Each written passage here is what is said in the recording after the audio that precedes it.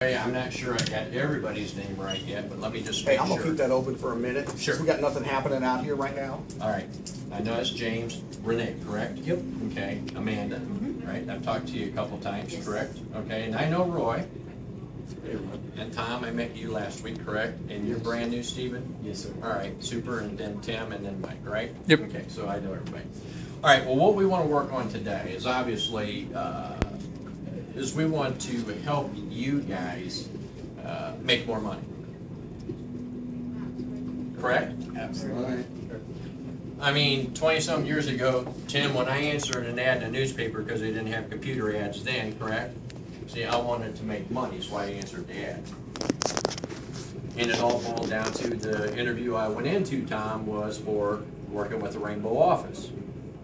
Okay, so everybody kind of knows my background. I'll tell a little bit about that. I grew up in a large family. I had 3 brothers, I have 3 sisters. Okay, so there were 7 of us. My parents worked at a factory.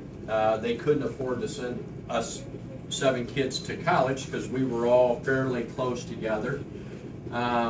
So when I graduated high school, you got to figure out what are you going to do in life, correct? Well, my parents, Renee, helped me make that decision. Okay, they said, we can't afford to send you to college, but we can get you a job at the factory that we work in. Okay, and the name of the factory was called RCA. Everybody's familiar with that name. Okay, it was one of the largest manufacturing facilities in Findlay, Ohio at the time. Okay, right, I worked for that company for 10 years. Okay, and now that I can look back on it, and I've looked back on that several times, Tim, over that 10 years, I realized that I wasn't being paid what I was really worth. Does that make sense? Okay, that actually the factory, Amanda, determined what they felt I was worth. Okay, and at the time, back in 1979, 1980, it was $10 an hour. Okay, and then, they would determine when we would get a raise, but it was negotiated. It was a union company, but it was usually 20 to 30 cents an hour. Okay, and that might happen twice a year. Is that very much money, Tim? No, well, back then, but I don't know. You now. figure a quarter an hour on a 40-hour work week, you're going to gross an extra $10. Now, what's $10? Back And it was a dime bag. Back then, it was a tank of gas. Well, back then it was a dime bag, right? I'm just kidding. But see, looking back on that, all right, so y'all got that. Okay. But looking back on that, see, then what they were doing, Renee, this company was in total control of my life. Does that make sense? Yeah. They were telling me when I had to go to work. If I didn't show up when they told me I had to go, Steve, what would they do with me? Write you up the first time, right? Give you a warning, whatnot, okay? I couldn't go to the restroom until they said it was okay to go, right? Which is a break time. You couldn't eat unless they told you it was okay to go to lunchtime. And obviously they tell you when you can go home. 3-year plan. Exactly, okay? Now, so I did this for 10 years, and in 10 years, how many promotions do you think I got? 1. None. I didn't have no college education. I was going to be a factory worker.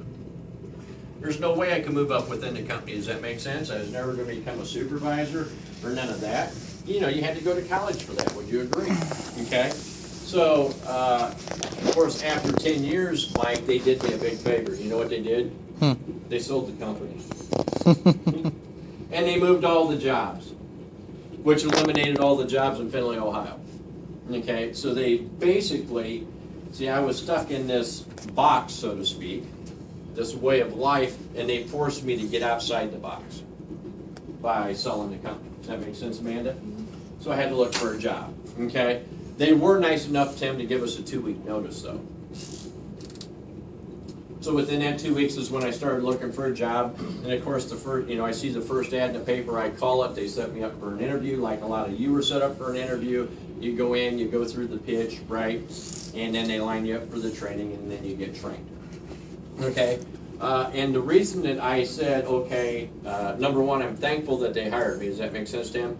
But the reason that I was thankful that they hired me, Roy, was it wasn't that I was working for a company that was determining how much I was worth, but I was actually having the opportunity to work for myself, and I can be worth as much money as I want to be worth.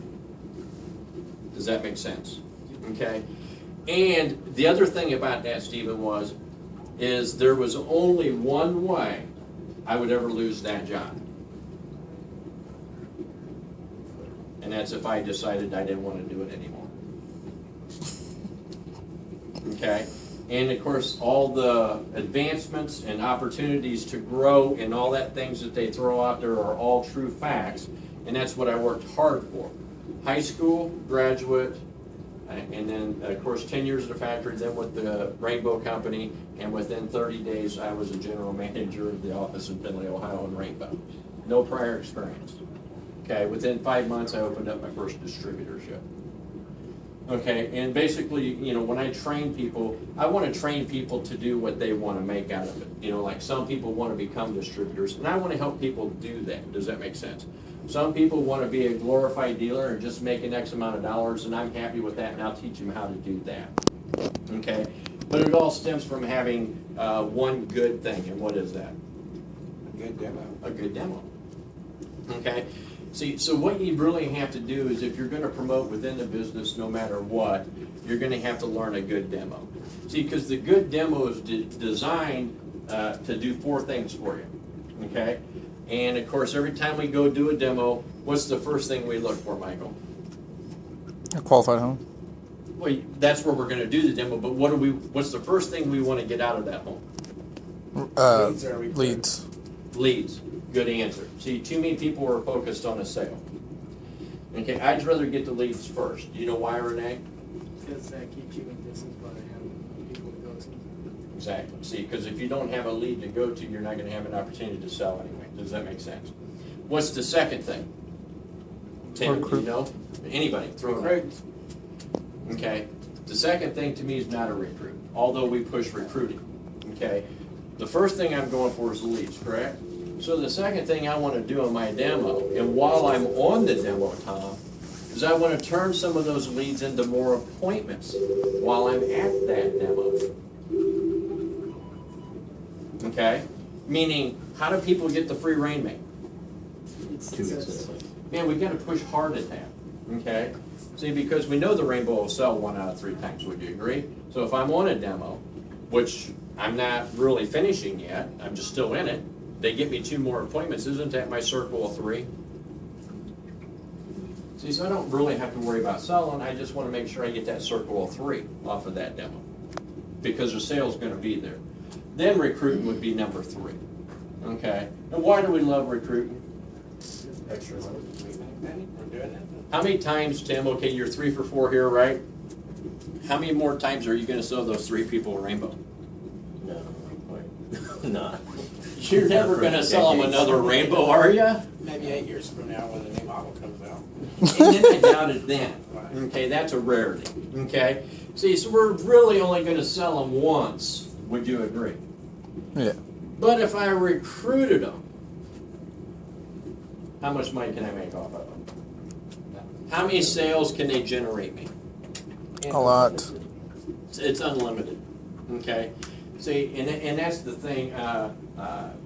1990 was when I started with Rainbow, and of course, as fast as I moved, of course, the president of the company at the time, he come to our office, he wanted to meet me, and he was telling me, Roy, and this is what really got me to understand recruiting, okay, and what made it so important, because what he said just hit home when I heard about it.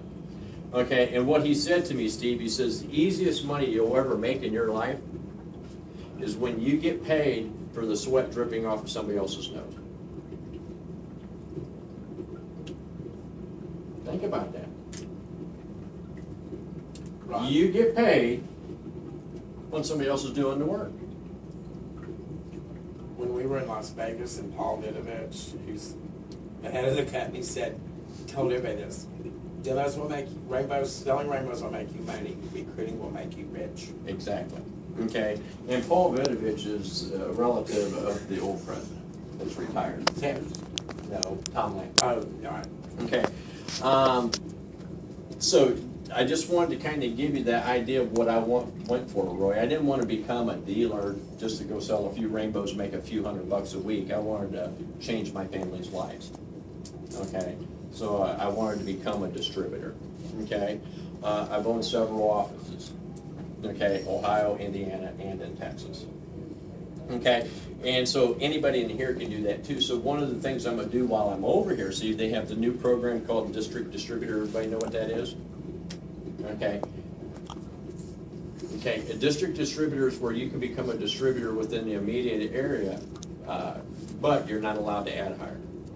You can only add people to your business through recruiting. And to become a district distributor, I think Bob said you had to have at least 3 recruits. 3 to 4 3 to 4 recruits under. recruits.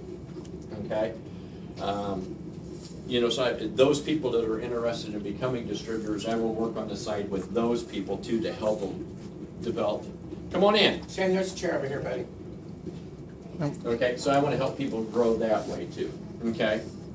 All right, but here's what he wanted me to train on today. He wanted me to train a little bit on back heel. Not so much, I'm not going to turn it on, I'm not going to blow it in your face, I'm not going to pull the filters out of it, I'm not going to beat them up. Not today. Okay?